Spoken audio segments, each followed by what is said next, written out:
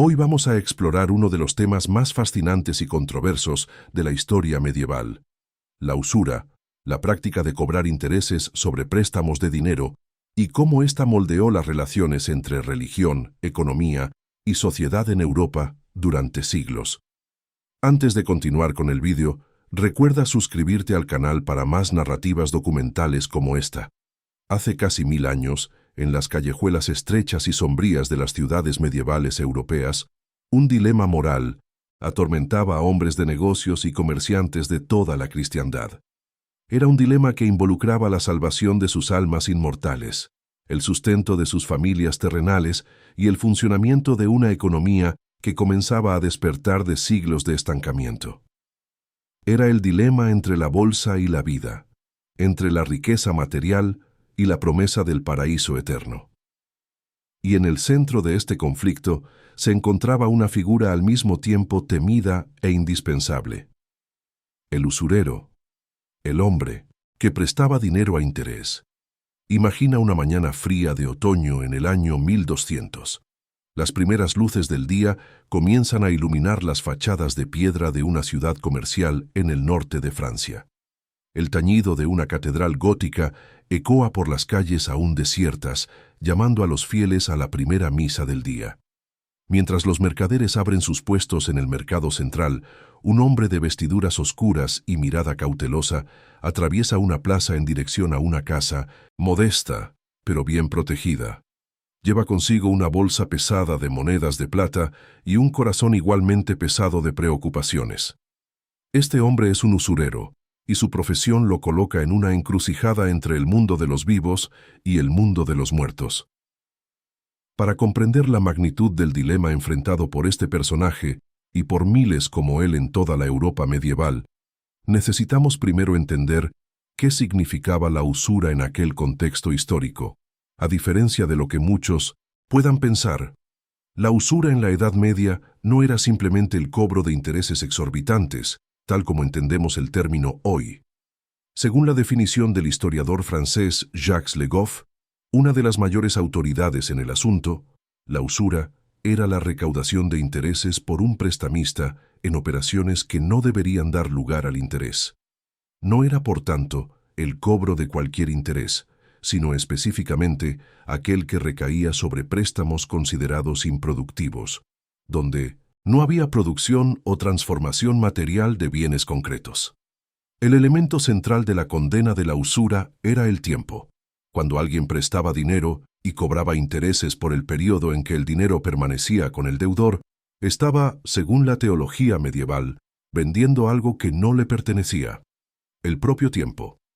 Y el tiempo, según la Iglesia Católica, pertenecía exclusivamente a Dios. Era un bien sagrado, indivisible e inalienable, que ningún mortal tenía el derecho de comercializar. Al cobrar por el tiempo transcurrido entre el préstamo y el pago, el usurero estaba cometiendo una afrenta directa al Creador, apropiándose indebidamente de algo divino para lucrar sobre su semejante. Esta concepción tenía raíces profundas en la tradición judeocristiana y en la filosofía clásica. El filósofo griego Aristóteles, en el siglo IV a.C., ya había tejido reflexiones importantes sobre el tema en su obra Política.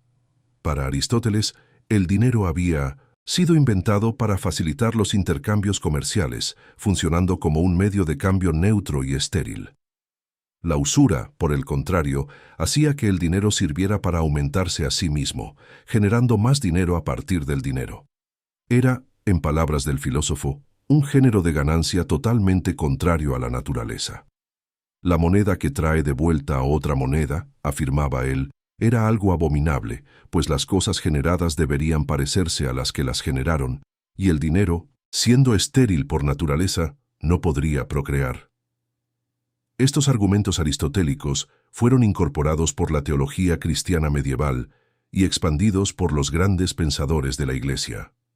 Santo Tomás de Aquino, en el siglo XIII, dedicó tratados enteros al tema, desarrollando una argumentación sofisticada que consolidó la posición oficial de la Iglesia.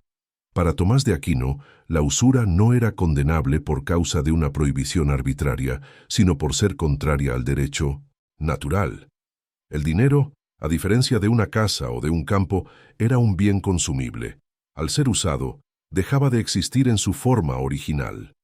Cobrar por el uso del dinero era, por tanto, cobrar dos veces. Una vez por el propio dinero prestado y otra vez por su uso, que no podría ser separado del bien en sí mismo. La Iglesia Católica no se limitó a teorizar sobre la inmoralidad de la usura. Transformó esa condena en una legislación rigurosa que se fue intensificando a lo largo de los siglos. Desde el Concilio de Nicea, en el 325 después de Cristo, el cobro de intereses fue prohibido a los clérigos. En la época carolingia, durante el reinado de Carlomagno, esta prohibición se extendió a los laicos a través de la Admonitio Generalis. El segundo y el tercer concilio de Letrán, en 1139 y 1179, respectivamente, reiteraron estas decisiones con creciente severidad. A partir del siglo XII, cuando el 1900 desarrollo monetario de Europa exigió una demanda amplia de crédito, la cuestión de la usura se volvió absolutamente crucial para la organización social y económica del continente. Los castigos para aquellos que fuesen sorprendidos practicando la usura eran severos y polifacéticos, alcanzando al transgresor tanto en la esfera espiritual como en la social y económica. Un cristiano condenado por usura podría ser excomulgado, perdiendo su vínculo con la Iglesia y, consecuentemente, su acceso a los sacramentos necesarios para la salvación de su alma. Pero las consecuencias no se detenían ahí. El usurero manifiesto sufría lo que podemos llamar muerte civil. Perdía el derecho a testificar en tribunales, quedaba impedido de hacer un testamento válido y, tal vez lo más terrible para la mentalidad medieval, se le negaba el entierro en suelo sagrado. Para una sociedad profundamente religiosa, donde la geografía del más allá determinaba el destino eterno del alma, ser enterrado fuera del cementerio consagrado era una condena que se extendía mucho más allá de la muerte física. El arte y la literatura medievales reflejaban y reforzaban esta condena. Los manuscritos iluminados frecuentemente representaban a usureros siendo torturados por demonios, sus bolsas de dinero transformadas en instrumentos de suplicio. Los sermones populares narraban historias edificantes sobre usureros que, en el momento de la muerte, veían su alma ser cargada por diablos que se reían de la ironía de sus riquezas inútiles. Y ninguna obra literaria capturó tan vívidamente esta visión como la Divina Comedia de Dante Alighieri, escrita a inicios del siglo XIV. En la geografía infernal creada por Dante, los usureros ocupan un lugar específico y simbólico en el séptimo círculo del infierno, reservado a los violentos. Pero no los violentos contra el prójimo o contra sí mismos. Los usureros están en el tercer giro, donde son castigados aquellos que cometieron violencia contra Dios, contra la naturaleza y contra el arte. Es una clasificación reveladora de la mentalidad medieval. La usura era considerada una forma de violencia contra el orden natural establecido por Dios. Los usureros son descritos por Dante sentados en un desierto abominable, bajo una lluvia constante de llamas de fuego. Cargan pesadas bolsas colgadas al cuello, cada una ostentando el blasón de sus familias. Es una imagen poderosa. Sus identidades han sido consumidas por el dinero, y ahora cargan eternamente el peso de su codicia, sus nombres familiares reducidos a emblemas de vergüenza. Ante esta condena total, surgía entonces la pregunta inevitable. Si la usura estaba tan severamente prohibida para los cristianos, ¿quién supliría la necesidad de crédito que la creciente economía medieval demandaba? La respuesta a esta pregunta nos lleva a uno de los capítulos más complejos y, a veces, trágicos de la historia europea. Durante siglos, las comunidades judías ocuparon un papel central en el sistema de préstamos de la Europa medieval. Esta situación no nació de una elección libre, sino de una serie de restricciones impuestas a las poblaciones judías por la sociedad cristiana. A los judíos se les prohibía poseer tierras en muchos territorios, se les impedía participar en gremios de oficios y eran excluidos de la mayoría de las profesiones consideradas honorables. El comercio y los préstamos financieros figuraban entre las pocas actividades económicas que les estaban permitidas, y aún así de forma limitada y siempre sujeta a la arbitrariedad de los gobernantes locales. La teología cristiana, curiosamente, ofrecía una justificación para esta situación. La ley de Moisés, tal como se registra en el Deuteronomio, recomendaba el préstamo gratuito entre israelitas, pero facultaba el cobro de intereses cuando el deudor fuese extranjero. Interpretando este pasaje a la luz de sus propios intereses, la sociedad cristiana medieval permitió que los judíos cobraran intereses sobre los préstamos hechos a cristianos. Era una solución conveniente. La economía obtenía el crédito que necesitaba. Los cristianos mantenían sus manos limpias del pecado de la usura, y los judíos, ya considerados condenados por no aceptar a Cristo, asumían la carga moral de la actividad. Pero esta solución llevaba en sí las semillas de una tragedia recurrente. La visibilidad de los prestamistas judíos, combinada con el resentimiento de aquellos que se veían endeudados, alimentó oleadas de antisemitismo que barrieron la Europa medieval. La imagen estereotipada del judío asociada al dinero, a la codicia y a la usura nació en este contexto y persistió durante siglos, alimentando discursos de odio que tendrían consecuencias devastadoras en la historia posterior. Cuando las deudas se volvían impagables o cuando las tensiones sociales exigían un chivo expiatorio, eran frecuentemente las comunidades judías las que pagaban el precio más alto. Expulsiones, confiscaciones de propiedades, violencias físicas y masacres salpicaron la historia medieval, desde Inglaterra hasta Alemania, desde Francia hasta la península ibérica. En 1290, el rey Eduardo I de Inglaterra promulgó el edicto de expulsión, determinando que todos los judíos debían abandonar el territorio inglés, llevando consigo solo lo que pudiesen cargar, con todas sus propiedades revirtiendo a la corona. En 1306, fue el turno de los judíos de ser expulsados de Francia por el rey Felipe IV, el mismo monarca que orquestaría la caída de los caballeros templarios.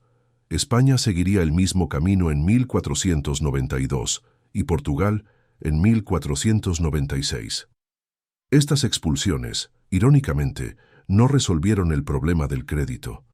Solo transfirieron la necesidad a otros actores económicos que encontrarían sus propias formas de eludir las prohibiciones religiosas.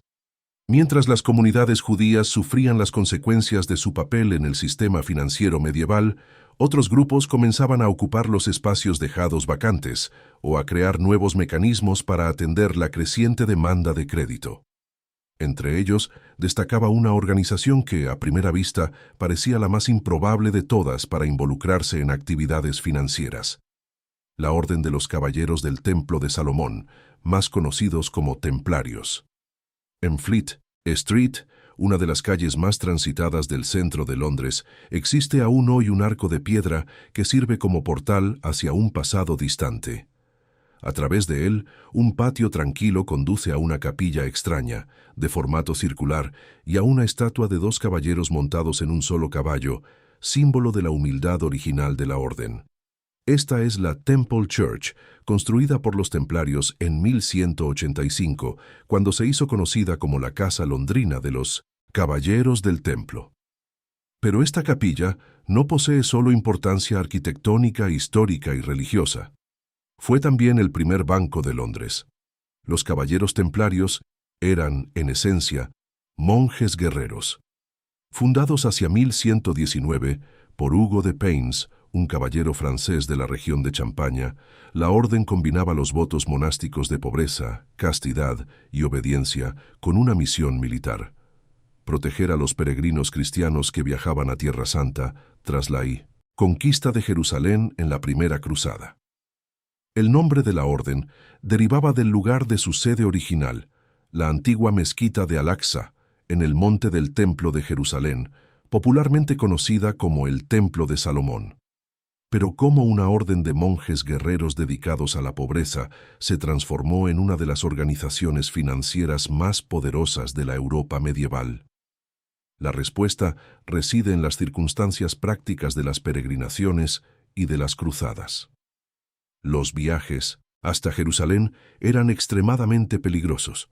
no solo por los riesgos naturales y por los conflictos militares, sino también por la amenaza constante de bandidos y asaltantes a lo largo de las rutas. Un peregrino que partiese de Londres o París, llevando consigo todo el dinero necesario para la jornada, estaba virtualmente invitando al desastre. Los templarios desarrollaron una solución ingeniosa. Un peregrino podía depositar sus valores en una encomienda templaria en su ciudad de origen, recibiendo a cambio un documento cifrado que atestiguaba el depósito.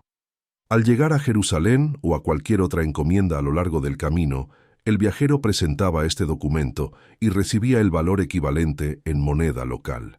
Era, en esencia, el mismo principio de las transferencias bancarias modernas, implementado 7 siglos antes de la invención del telégrafo o del Internet.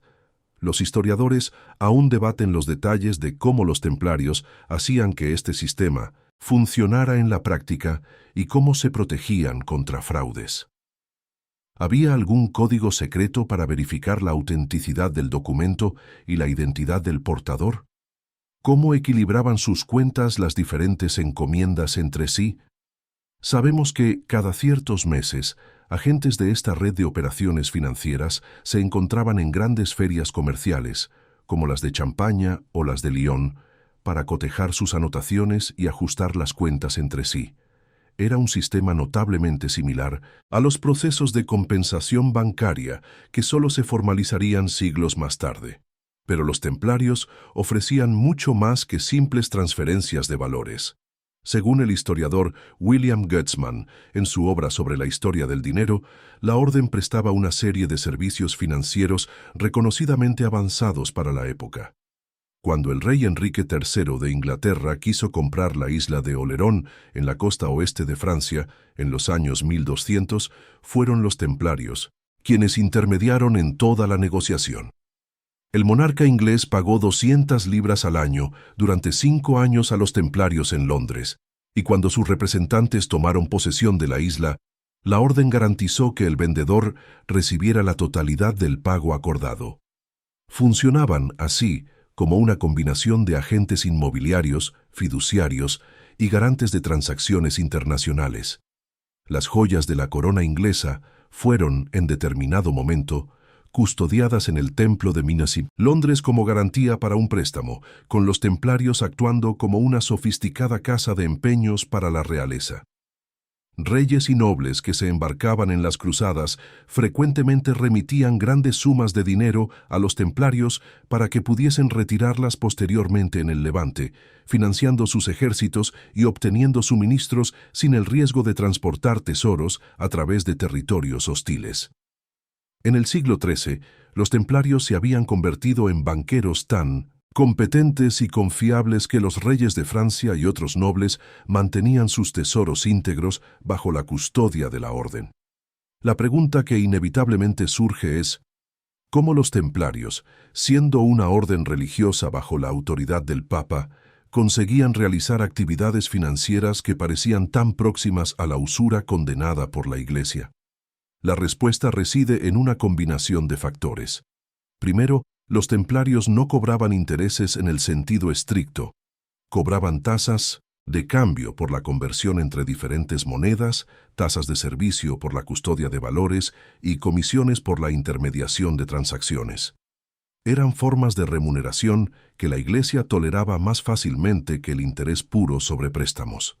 Segundo, la orden gozaba de privilegios especiales concedidos directamente por el Papa, que la eximía de varias jurisdicciones y regulaciones aplicables a otros actores económicos. Tercero, y tal vez más importante, los servicios prestados por los templarios eran simplemente indispensables para el funcionamiento de las cruzadas y de las peregrinaciones, empresas que la Iglesia promovía activamente. Sin embargo, el poder y la riqueza acumulados por los templarios eventualmente se volverían contra ellos. En 1307, el rey Felipe IV de Francia, endeudado y codicioso de los tesoros templarios, ordenó el arresto masivo de todos los caballeros de la orden en territorio francés.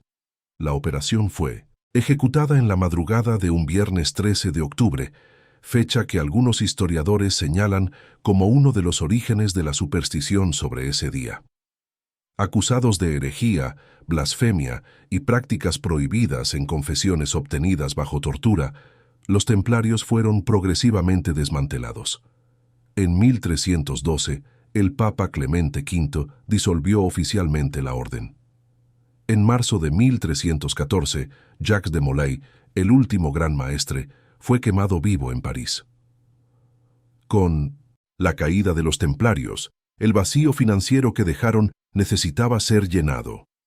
Y quienes estaban listos para ocupar ese espacio eran las familias de mercaderes de las prósperas ciudades-estado del norte de Italia: Pisa, Florencia, Venecia, Verona y Génova. En esta encrucijada de la historia económica de Europa, cuando el poder financiero de la Iglesia había disminuido y el poder del Estado aún no había crecido lo suficiente para sustituirlo, estas familias italianas comenzaron a ofrecer los mismos servicios antes prestados por los templarios, aunque inicialmente a una escala mucho más modesta. Estos banqueros italianos poseían una ventaja crucial. Habían desarrollado métodos ingeniosos para eludir las leyes religiosas contra la usura sin técnicamente violarlas.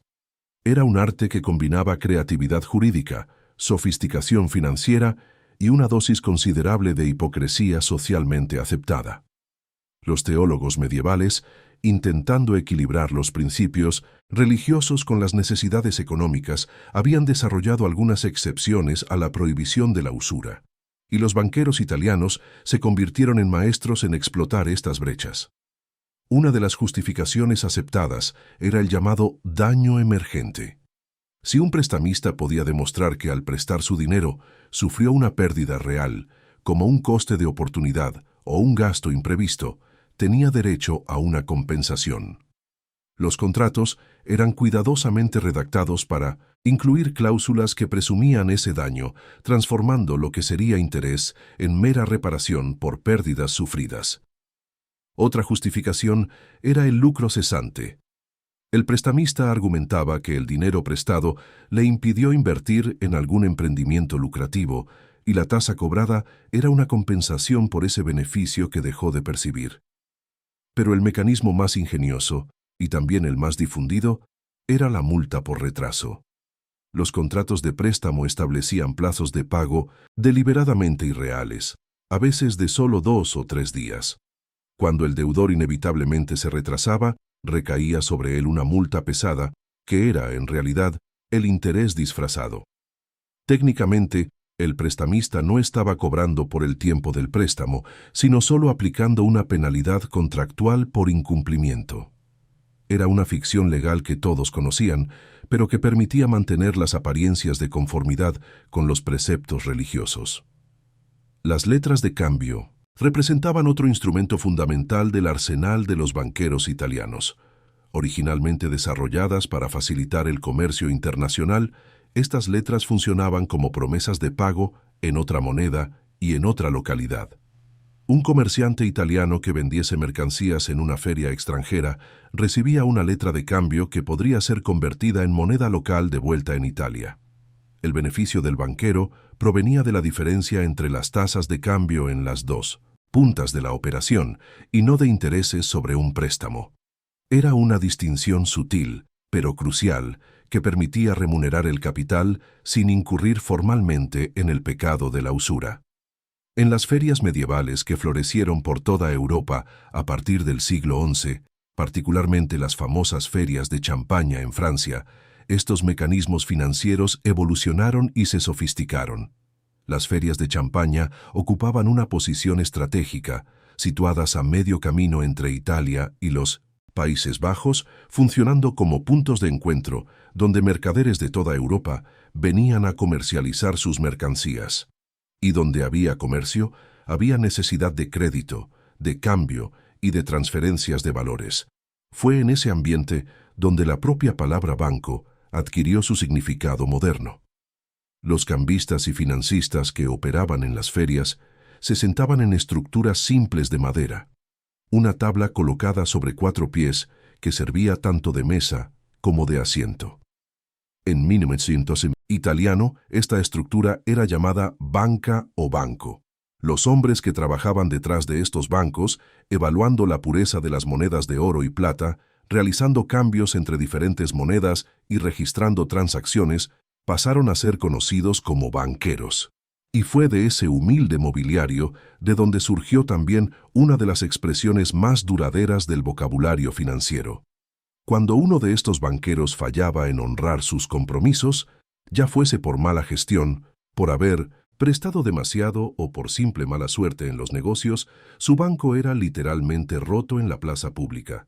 Los perjudicados, enfurecidos, partían la estructura de madera en pedazos, simbolizando la quiebra del cambista y su salida forzada de los negocios. En italiano, bancarrota significaba banco roto, y de esa expresión derivó la palabra que usamos hasta hoy, bancarrota. La escena era casi ritualística. El banquero quebrado veía su mesa de trabajo ser destruida ante sus pares y sus acreedores, una humillación pública que señalaba a todos que ya no era digno de confianza. Era un castigo social que de cierta forma equivalía a la excomunión religiosa. Así como el usurero era expulsado de la comunidad de los fieles, el banquero quebrado era expulsado de la comunidad de los comerciantes. No había forma de reconstruir su reputación. El banco roto era un estigma permanente.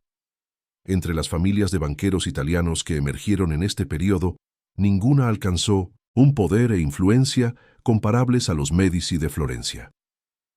Giovanni di Vici de Medici fundó el Banco Medici en 1397 y bajo el liderazgo de sus descendientes, particularmente de su nieto Cosme, la institución se convirtió en la más importante de Europa. Los Medici no se limitaban a financiar a comerciantes y nobles locales, eran los banqueros del propio Papa, administrando las finanzas de la Iglesia Católica y recaudando diezmos en toda la cristiandad. El Pirs, florín de oro, acuñado en Florencia a partir de 1252, se convirtió en uno de los estándares monetarios del mundo, junto al ducado veneciano, permaneciendo en circulación y manteniendo su reputación por más de 3 siglos. Era un testimonio de la habilidad de los banqueros florentinos para mantener la estabilidad y la confianza en un mundo financiero frecuentemente caótico. Cosme de Medici se convirtió en el hombre más rico de toda Europa, y su fortuna financió no solo los negocios de la familia, sino también un extraordinario florecimiento artístico y cultural que conocemos como el Renacimiento italiano. Las redes bancarias de las familias mercantes italianas se extendieron desde Inglaterra hasta el Mar Caspio, financiando misiones comerciales que iban desde el Medio Oriente hasta China. Negociaban sin restricciones con musulmanes, tártaros, judíos y paganos, además de cristianos ortodoxos y católicos. Juntas, financiaron a la monarquía inglesa bajo Eduardo I y Eduardo II en sus campañas de conquista en el país de Gales y en Escocia. Al apoyar a la monarquía inglesa, los bancos familiares italianos ganaban más que intereses sobre sus préstamos de alto riesgo. Con el monarca inglés como deudor, tenían acceso especial a los mercados ingleses y llegaron a obtener el monopolio en la comercialización de la lana inglesa en el continente. Pero el éxito de los banqueros italianos también contenía las semillas de su propia destrucción, tal como había ocurrido con los templarios. Algunas de las principales familias florentinas apoyaron a Eduardo III de Inglaterra al inicio de la Guerra de los 100 años contra Francia. En 1343, sin embargo, el monarca inglés dejó de pagar sus préstamos. Este impago real llevó a la quiebra de las principales casas bancarias florentinas y de muchos de sus depositantes. Todo el sistema monetario basado en letras de cambio dependía, en última instancia, de la honestidad y de la buena fe de los participantes, pero cuando un gobierno se veía sobrecargado por sus deudas, tenía el poder de simplemente ignorarlas, destruyendo todo el sistema construido sobre la confianza. Las fortunas bancarias de los italianos, como observó el historiador Jack Weatherford, fueron diluidas como castillos de arena por el efecto de la marea alta. Y para agravar aún más la situación, la peste negra barrió el norte de Italia a partir de 1348, devastando la región y eliminando una parte significativa de la población, incluyendo a muchos de los depositantes y deudores de los bancos supervivientes. Era un recordatorio brutal de que, en el mundo medieval, ni siquiera la mayor riqueza ofrecía protección contra las fuerzas de la naturaleza y los caprichos del destino. Volvamos ahora al dilema espiritual que atormentaba a los usureros medievales, pues este revela aspectos fundamentales de la mentalidad religiosa de la época y de sus transformaciones a lo largo del tiempo. La elección entre la bolsa y la vida, tema central de la obra homónima de Jacques Le Goff, no era una metáfora abstracta, sino una angustia real que acompañaba a los hombres de negocios en cada transacción que realizaban. El usurero medieval vivía en constante tensión entre la necesidad de ganarse el sustento y el miedo a perder su alma. Las fuentes medievales están repletas de ejemplos, pequeñas narrativas, edificantes usadas por los predicadores en sus sermones para ilustrar las consecuencias del pecado y las recompensas de la virtud. Los ejemplos sobre usureros son particularmente numerosos y vívidos, retratando en detalle los tormentos que aguardaban a esas almas en el más allá. En una de estas historias, un usurero moribundo ve demonios acercándose a su lecho, listos para arrastrar su alma al infierno. En otra, las monedas acumuladas durante la vida se transforman en carbones ardientes que queman eternamente las manos del condenado. Son imágenes poderosas, destinadas a aterrorizar a los fieles y disuadirlos de involucrarse en préstamos a interés. Pero la teología medieval no era estática, y la propia Iglesia se vio obligada a desarrollar mecanismos para lidiar con la realidad de que muchos cristianos, incluyendo algunos de posición elevada en la sociedad, estaban involucrados en actividades financieras que rozaban la usura. Fue en este contexto, argumenta Le Goff, donde la idea del purgatorio ganó fuerza y definición a finales del siglo XII y a lo largo del siglo XIII.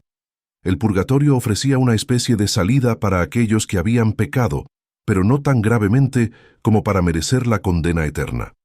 Antes del desarrollo de la doctrina del purgatorio, la geografía del más allá era binaria. Existía el paraíso para los justos y el infierno para los pecadores, sin término medio. Pero esta división simplista se volvía cada vez más insostenible a medida que la sociedad se complejizaba. ¿Qué hacer con los comerciantes honestos que habían cobrado intereses en una u otra transacción? Con los nobles que habían tomado préstamos a interés y, por tanto, participado en el pecado ajeno. Con los propios clérigos que cerraban los ojos ante las prácticas financieras de sus patrocinadores. El purgatorio surgió como un tercer lugar del más allá, un espacio intermedio donde las almas podían purgar sus pecados menores a través de sufrimientos temporales antes de ascender al paraíso. Para el usurero que se arrepentía en su lecho de muerte, que restituía los intereses cobrados indebidamente, que dejaba bienes a la Iglesia en su testamento, el purgatorio representaba una esperanza de salvación. No estaba condenado al infierno eterno, pero tampoco era lo suficientemente puro para el paraíso inmediato. Pasaría un tiempo en expiación, ayudado por las oraciones de los vivos, hasta finalmente alcanzar la beatitud eterna. Esta solución teológica tenía también consecuencias prácticas muy concretas para la Iglesia. Si el usurero podía comprar su salvación a través de donaciones y obras piadosas, entonces había un incentivo para que los hombres de negocios se enriquecieran durante la vida, siempre que destinasen parte de su fortuna a la Iglesia en el momento de la muerte. Las grandes catedrales góticas que se erigieron por toda Europa durante los siglos XII y XIII fueron financiadas, en parte, por estas donaciones de conciencia pesada. Era una economía de la salvación que beneficiaba tanto a los donantes que aseguraban su lugar en el cielo, como a los beneficiarios que recibían recursos para expandir su poder temporal y espiritual. Pero no todos los usureros tenían la suerte o la oportunidad de arrepentirse antes de la muerte. La historia de Armentario, un prestamista del siglo VI, ofrece un ejemplo trágico del destino que podía aguardar a aquellos que se involucraban en préstamos a interés. Según los registros históricos que han llegado hasta nosotros, Armentario fue asesinado por un deudor incapaz de pagar sus obligaciones. Su muerte violenta era interpretada por sus contemporáneos como una señal del desagrado divino, un castigo anticipado por los pecados cometidos en vida. Era también un recordatorio de que la profesión de usurero conllevaba riesgos no solo espirituales, sino también físicos muy reales. La ciudad de Venecia, con su economía basada en el comercio marítimo y en los intercambios con el Oriente, desarrolló sus propias formas de lidiar con la tensión entre necesidad económica y precepto religioso. Criminales financieros y usureros condenados podían enfrentarse a la pena capital, siendo ahorcados entre las famosas columnas de la Plaza de San Marcos. Era una demostración pública de que la República se tomaba en serio sus responsabilidades morales, al mismo tiempo que se beneficiaba de un sistema financiero sofisticado que operaba en los márgenes de la legalidad religiosa. La hipótesis era bien aceptada, siempre que se mantuviesen las apariencias. El primer banco comercial propiamente dicho del que se tiene registro surgió justamente en Venecia, en el año 1157, con el objetivo de financiar las empresas militares de los monarcas. Las actividades comerciales se fueron consolidando a lo largo de la Baja Edad Media, y con ellas, la función del banquero se volvió cada vez más especializada e indispensable. Los cambistas de las ferias, que inicialmente se limitaban a evaluar monedas y facilitar intercambios, gradualmente expandieron sus actividades para incluir depósitos, préstamos, transferencias internacionales y toda la gama de servicios que asociamos a la actividad bancaria moderna. Cuando reflexionamos sobre toda esta historia, emergen algunas conclusiones que siguen siendo relevantes para comprender nuestro propio tiempo. La primera es que la relación entre moralidad y economía es siempre compleja y está llena de tensiones. La sociedad medieval condenaba la usura en términos absolutos, pero simultáneamente desarrollaba mecanismos para eludir esa condena cuando la necesidad práctica se imponía. Había una negociación constante entre principios y pragmatismo, entre el ideal religioso y la realidad comercial. La segunda conclusión se refiere al papel de las minorías y de los grupos marginados en los sistemas económicos. Los judíos medievales fueron empujados al papel de prestamistas no por elección propia, sino por una serie de restricciones que les cerraban otras puertas. Una vez en ese papel, se convirtieron simultáneamente en indispensables y despreciados, blancos fáciles cuando las tensiones sociales necesitaban un chivo expiatorio. Es un patrón que se repite a lo largo de la historia, con diferentes grupos ocupando posiciones similares en diferentes contextos. La tercera conclusión se refiere a la innovación financiera como respuesta a las restricciones. La prohibición de la usura no eliminó el cobro de intereses, solo lo disfrazó bajo otros nombres y mecanismos. Las letras de cambio, las multas por retraso, las tasas de servicio y todos los demás instrumentos desarrollados por los banqueros medievales eran, en esencia, formas de remunerar el capital que respetaban la letra, pero no el espíritu, de las prohibiciones religiosas. Es una dinámica que continúa presente en los mercados financieros contemporáneos, donde la ingenuidad de los operadores frecuentemente está un paso por delante de los reguladores. Por último, la historia de la usura en la Edad Media nos recuerda que las instituciones financieras que hoy tomamos como naturales e inevitables tienen orígenes específicos, moldeados por circunstancias históricas particulares. El banco, el crédito, la letra de cambio, incluso el concepto de bancarrota, todos surgieron de un contexto de conflicto entre imperativos económicos y restricciones religiosas. Comprender estos orígenes nos ayuda a desmitificar el mundo financiero y a percibirlo como una construcción humana, sujeta a cambios y a críticas. Los ecos de esta historia medieval llegan hasta nosotros de formas a veces sorprendentes. La palabra intereses, que usamos cotidianamente sin pensar mucho en su significado, carga en sí milenios de debate moral. Las tasas que pagamos al banco cuando tomamos un préstamo son descendientes directas de aquellos cobros que una vez fueron considerados pecaminosos.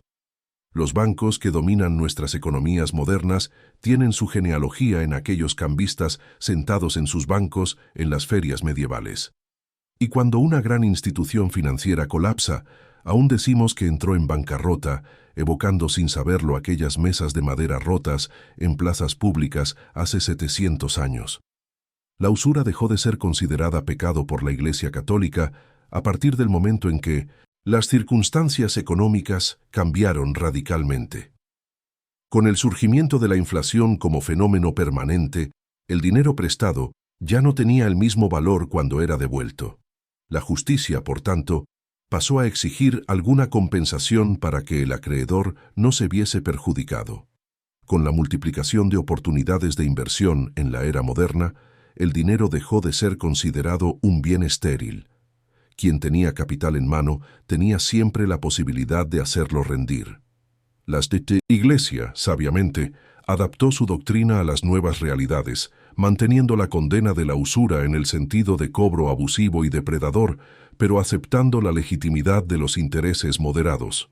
Hoy, cuando pensamos en los usureros contemporáneos, en las tasas de interés exorbitantes cobradas por algunas instituciones financieras, en las crisis de endeudamiento que afectan a millones de personas, tal vez podamos mirar hacia la Edad Media con una mezcla de distancia y reconocimiento. Los dilemas han cambiado de forma, pero no han desaparecido. La tensión entre la necesidad de crédito y los riesgos de la explotación financiera continúa presente. La pregunta sobre qué es justo cobrar por el uso del dinero ajeno permanece relevante, y la sombra del usurero medieval, condenado a cargar eternamente su bolsa de monedas en el infierno de Dante, aún nos recuerda que las cuestiones económicas son también, y tal vez fundamentalmente, cuestiones morales. Sí, has llegado hasta aquí en esta jornada por los pasillos sombríos de las catedrales góticas, por las callejuelas concurridas de las ferias de Champaña y por los castillos fortificados de los caballeros templarios, significa que compartes con nosotros la pasión por desentrañar los misterios del pasado. La historia tiene ese poder singular de iluminar el presente a través del espejo de lo que ya fue, de revelar que nuestras angustias y dilemas contemporáneos frecuentemente ecoan debates de hace siglos. Si esta narrativa despertó tu curiosidad, si los conflictos entre fe y comercio, entre salvación y prosperidad resonaron de alguna forma contigo, entonces nuestro objetivo ha sido alcanzado. Ahora, así como los mercaderes medievales depositaban sus valores en las encomiendas templarias confiando en su seguridad, te pedimos que deposites tu confianza en nuestro canal. Suscríbete para no perderte los próximos viajes por el tiempo que tenemos preparados. Deja tu comentario, compartiendo tus reflexiones sobre lo que descubriste hoy, y danos ese me gusta que nos ayuda a continuar produciendo contenido de calidad. Porque así como los banqueros del pasado necesitaban la confianza de sus depositantes para prosperar, también nosotros te necesitamos a ti, nuestra comunidad, para continuar construyendo estos puentes entre el ayer y el hoy. Hasta la próxima jornada por la historia.